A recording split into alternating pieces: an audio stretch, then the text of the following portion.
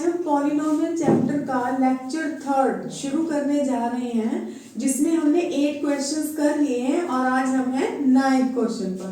तो हमारा जो ये क्वेश्चन है इसमें क्या पूछा गया है, if the sum of the zeros of the quadratic polynomial ft is equal to their product then find the value of k।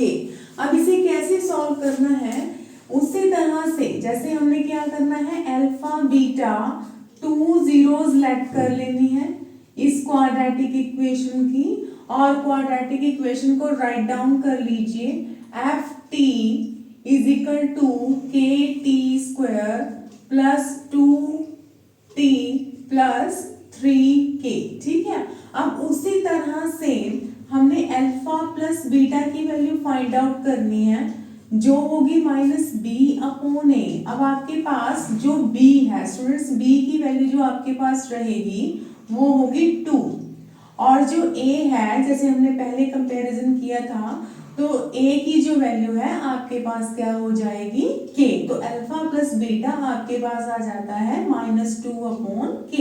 अगर हम अल्फा बीटा को स्टडी करते हैं तो उसमें आपके पास क्या आ जाता है, c अपॉन a। अब देखिए जैसे हम c अपॉन a करते हैं तो c की वैल्यू हमारे पास है 3k और a की वैल्यू है हमारे पास k। अब जो अकॉर्डिंग टू द क्वेश्चन है उसमें उसने हमें क्या कहा है कि जो सम ऑफ जीरोस है और प्रोडक्ट ऑफ जीरोस है वो इक्वल है। ठीक है, अब हमें क्या करना है, जो सम है हमारे पास मतलब अल्फा प्लस बीटा और अल्फा बीटा, इन दोनों को हमने इक्वल रखना है। तो इसकी वैल्यू आपके पास आ जाएगी -2 upon k 3k upon k।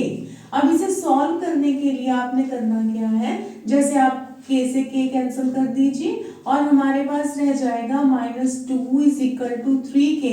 तो k की जो वैल्यू है आपके पास वो आ जाती है -2 अपॉन 3। ठीक है स्टूडेंट्स, अब हम चलते हैं अपने नेक्स्ट क्वेश्चन की तरफ। जो हमारा नेक्स्ट क्वेश्चन है उसमें हमें क्या पूछा गया है, if one zero of the quadratic polynomial is negative of the other than find the value of k। अब आप 1 0 तो मान लीजिए कि अल्फा है और नेक्स्ट मान लीजिए माइनस अल्फा, क्योंकि उसने कहा है कि जो 1 है वो दूसरे का नेगेटिव है। तो उसी तरह से अब उसने पूछा है find the value of k। ठीक है, उसी तरह से पहले हम अपनी क्वाड्रेटिक इक्वेशन को राइट डाउन करेंगे, जैसे 4x स्क्वायर माइनस 8kx और -9। अब आप इसे कंपेयर कर लीजिए, a की वैल्यू आपके पास है 4 और b की है -8k और c की हमारे पास है 9। उसी तरह से हम अल्फा प्लस बीटा का फॉर्मूला लगाएंगे और अल्फा बीटा का लगाएंगे c अपॉन a। अब जो अल्फा प्लस बीटा है, बीटा की जगह हम क्या प्लेस करेंगे, माइनस अल्फा। ठीक है, और b की वैल्यू हमारे पास है -8k अपॉन और a की है 4। अब माइनस हमारे पास पहले से ये, तो माइनस माइनस क्या हो जाएगा, प्लस यहाँ पर आ जाएगा 8k अपॉन 4 और alpha minus alpha, alpha minus alpha क्या हो जाएगा, 0। तो यहाँ से अगर आप कैंसिल आउट करते हैं तो 2k और k की वैल्यू आ जाएगी इज इक्वल टू 0 अपॉन 2 और 0 अपॉन 2 का मतलब हमारे पास फाइनली आंसर क्या होगा, 0। तो इस तरह से आपके पास जो k की वैल्यू है वो 0 फाइंड आउट हो जाती है। ठीक है, तो आपको प्रोडक्ट ऑफ रूट्स निकालने की जरूरत नहीं है, क्योंकि इसने आपसे सिर्फ यही पूछा है कि हमें k की वैल्यू फाइंड आउट करनी है, और सम से अगर हमारे पास k की वैल्यू आ जाती है then it will be sufficient. अब हम चलते हैं अपने नेक्स्ट क्वेश्चन की तरफ, 11th क्वेश्चन। तो उसमें आपसे क्या पूछा गया है, if alpha beta are the zeros of the quadratic polynomial and find the value of this condition. अब जो कंडीशन आपको गिवन है ना वो ये है 1 over alpha plus 1 over beta. अब आप इसे एलसीएम ले लीजिए, सबसे पहले अल्फा बीटा हमारे पास एलसीएम आ जाएगा और इस तरह से आपके पास हो जाएगा beta plus alpha cross multiply करके। तो आपने जस्ट क्या करना है, अल्फा प्लस बीटा और अल्फा बीटा जस्ट इनकी वैल्यू फाइंड आउट करनी है। तो आप अपनी जो क्वाड्रेटिक इक्वेशन है उसे राइट डाउन कर दीजिए, py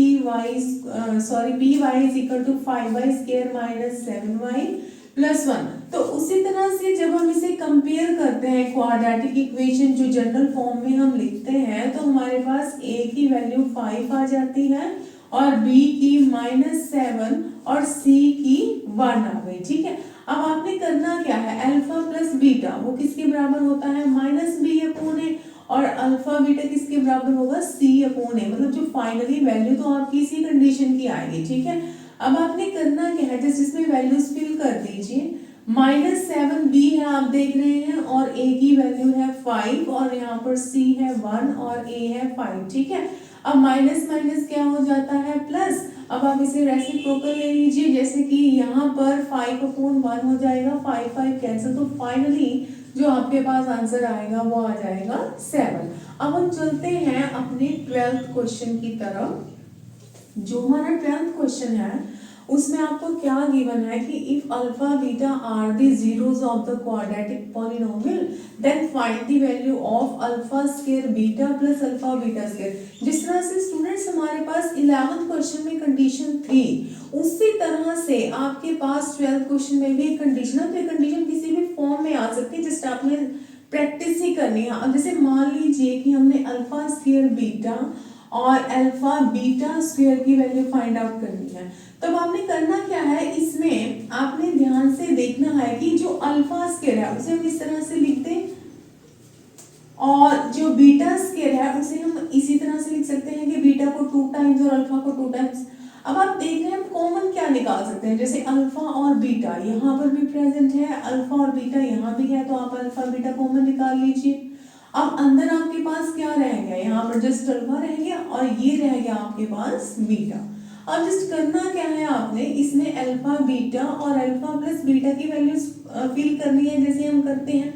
तो उसके लिए आप अपनी पॉलिनोमियल जो आपको गिवन है उसे राइट डाउन कर लीजिए, 4x² -5x -1। अब आप यहाँ से अगर कंपेयर करते हैं अपने क्वाड्रेटिक इक्वेशन के साथ, तो आपके पास a की वैल्यू आ जाती है 4, b की आ जाती है -5 और c की है -1, और यहाँ से जो अल्फा प्लस बीटा है वो -b/a आ जाएगा। b की वैल्यू है -5, a की वैल्यू है 4, तो यहाँ से आपके पास आ गया 5/4, और इसी तरह से अल्फा बीटा आपके पास होगा c/a, तो स्टूडेंट c की वैल्यू हमारे पास -1 है, a 4 है। तो अब आप इस कंडीशन में फिल कर दीजिए जो अल्फा बीटा है, हम यहाँ पर राइट डाउन कर लेते हैं alpha beta alpha plus beta. ठीक है, अब आप इसमें अल्फा बीटा की वैल्यू पहले फिल कर दीजिए -1/4, और अल्फा प्लस बीटा की हो जाएगी 5/4। तो इस तरह से जो आपके पास आंसर आएगा ना, वो आएगा -5/16। तो स्टूडेंट्स ये कुछ क्वेश्चंस थे हमारे, और जो बाकी के क्वेश्चंस हैं उन्हें हम अपनी नेक्स्ट वीडियो में सॉल्व करेंगे। Thank you so much.